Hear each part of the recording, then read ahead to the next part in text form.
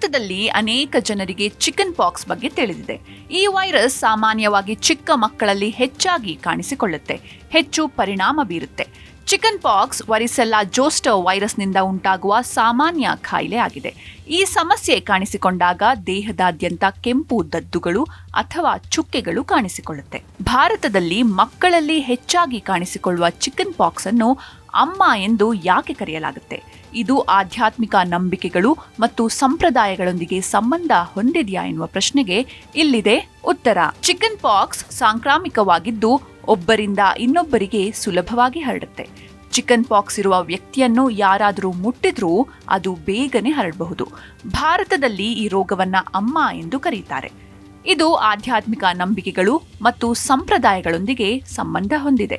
ಹಾಗಾದ್ರೆ chicken pox ಅನ್ನು ಅಮ್ಮ ಎಂದು ಯಾಕೆ ಕರೀತಾರೆ? ಇದರ ಹಿಂದಿನ ಕಥೆ ಏನು? ಅಮ್ಮ ಎಂದು ಏಕೆ ಕರೀತಾರೆ? ಕೆಲವು ಪ್ರದೇಶಗಳಲ್ಲಿ ಚಿಕನ್ ಪಾಕ್ಸ್ ಅನ್ನು ಅಮ್ಮ ಎಂದು ಕರೆಯಲಾಗುತ್ತೆ. ಈ ರೋಗವು ದೇವತೆಗೆ ಸಂಬಂಧಿಸಿದೆ ಎಂಬ ನಂಬಿಕೆಯಿಂದ ಈ ಹೆಸರು ಬಂದಿದೆ. ಸೀತಾದೇವಿಯನ್ನ ದುರ್ಗಾದೇವಿಯ ಒಂದು ರೂಪವೆಂದು ಪರಿಗಣಿಸಲಾಗುತ್ತೆ. ರೋಗಗಳನ್ನು ನಿವಾರಿಸುವ ರಕ್ಷಕಿಯಾಗಿ ಪೂಜಿಸಲಾಗುತ್ತೆ. ಚಿಕನ್ ಪಾಕ್ಸ್ ಸಮಯದಲ್ಲಿ ಜನರು ಶೀಘ್ರವಾಗಿ ಗುಣಮುಖರಾಗಲು ಗ್ರಾಮ ದೇವತೆ, ಮಾರಮ್ಮ ಅಥವಾ ಶಕ್ತಿ ದೇವಿಯ ಮೊರೆ ಹೋಗ್ತಾರೆ. ಮೊಸರು ಹಾಕುವ ಆಚರಣೆ ಮಾಡ್ತಾರೆ. ದೇವಿ ಪೂಜೆ ಮಾಡಿದ ಬಳಿಕ ಪವಿತ್ರ ನೀರನ್ನು ಬಳಸಿ ಮೈ ತೊಳೆದು ಶುದ್ಧೀಕರಿಸ್ತಾರೆ. ಅಮ್ಮ ಬಂದ್ರೆ ಸೂಕ್ಷ್ಮವಾಗಿರುತ್ತೆ. ಮುಟ್ಟು ತಟ್ಟು ಮೈಲಿಗೆ ಆಗದಂತೆ ನೋಡಿಕೊಳ್ತಾರೆ. ಮಡಿಯಿಂದ ಇದ್ರೆ ದೇಹದ ಮೇಲೆ ಮೂಡಿದ ಕೆಂಪು ಗುಳ್ಳೆ ಶೀಘ್ರವೇ ಹೋಗುತ್ತೆ ಎನ್ನುವ ನಂಬಿಕೆ ಇದೆ. ಚಿಕನ್ ಪಾಕ್ಸ್ ಮತ್ತು ದೇವಿಯ ನಡುವಿನ ಸಂಬಂಧವು ಭಾರತೀಯ ಸಂಸ್ಕೃತಿಯ ಜನಪ್ರಿಯ ಕಥೆಯಿಂದ ಬಂದಿದೆ. ಬಹಳ ಹಿಂದೆ ಜ್ವರಸುರ ಎಂಬ ರಾಕ್ಷಸನು ಮಕ್ಕಳಿಗೆ ತೀವ್ರ ಜ್ವರ ಮತ್ತು ಅನಾರೋಗ್ಯವನ್ನ ಉಂಟು ಮಾಡ್ತಾ ಇದ್ದ. ಇದರಿಂದಾಗಿ ಅನೇಕ ಮಕ್ಕಳು ಪ್ರಾಣ ಕಳೆದುಕೊಂಡ್ರು. ಮಕ್ಕಳನ್ನ ರಕ್ಷಿಸಲು ದುರ್ಗಾದೇವಿಯು ಮತ್ತೊಂದು ರೂಪವನ್ನ ತಾಳಿದ್ರು. ಅದೇ ಕಾತ್ಯಾಯನಿ ದೇವಿ, ಶೀತಲ ದೇವಿ ರೂಪ. ಶೀತಲ ದೇವಿ ಮಕ್ಕಳ ದೇಹಗಳನ್ನ ಪ್ರವೇಶಿಸಿ ಒಳಗಿನಿಂದ ರಾಕ್ಷಸನೊಂದಿಗೆ ಹೋರಾಡಿದ್ಲು ಎನ್ನುವ ಕಥೆ ಇದೆ.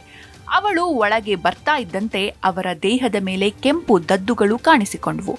ಇವು ಅವಳ ಉಪಸ್ಥಿತಿಯ ಸಂಕೇತವೆಂದು ಪರಿಗಣಿಸಲ್ಪಟ್ವು. ಅವಳು ಮಕ್ಕಳೊಳಗಿನ ಕಾಯಿಲೆಯ ವಿರುದ್ಧ ಹೋರಾಡಿ ಅವರನ್ನ ಗುಣಪಡಿಸಿ ಅವರ ಜೀವಗಳನ್ನು ಉಳಿಸಿದ್ಲು.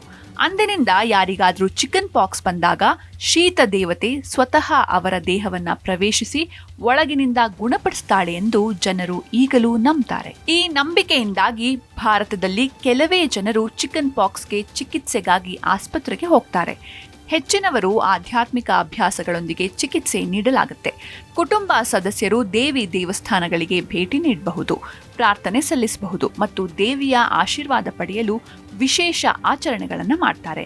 ಹೀಗೆ ಮಾಡೋದ್ರಿಂದ ರೋಗಿಯು ಬೇಗನೆ ಚೇತರಿಸಿಕೊಳ್ತಾರೆ ಮತ್ತು ಸಮಸ್ಯೆಗಳಿಂದ ಮುಕ್ತನಾಗ್ತಾನೆ ಎಂದು ನಂಬಲಾಗಿದೆ. ಕೆಲವು ಮನೆಗಳಲ್ಲಿ ಚಿಕನ್ ಪಾಕ್ಸ್ ಸಮಯದಲ್ಲಿ ಜನರು ನಿರ್ದಿಷ್ಟ ನಿಯಮಗಳನ್ನು ಪಾಲಿಸುತ್ತಾರೆ. ರೋಗಿಯನ್ನ ಸ್ವಚ್ಛ, ಶಾಂತ ವಾತಾವರಣದಲ್ಲಿ ಇರಿಸಲಾಗುತ್ತೆ. ಕೆಲವು ಆಹಾರಗಳನ್ನ ನೀಡಲ್ಲ. ದೇವರಿಗೆ ಸಸ್ಯಾಹಾರಿ ಆಹಾರವನ್ನ ಮಾತ್ರ ಅರ್ಪಿಸಲಾಗುತ್ತೆ.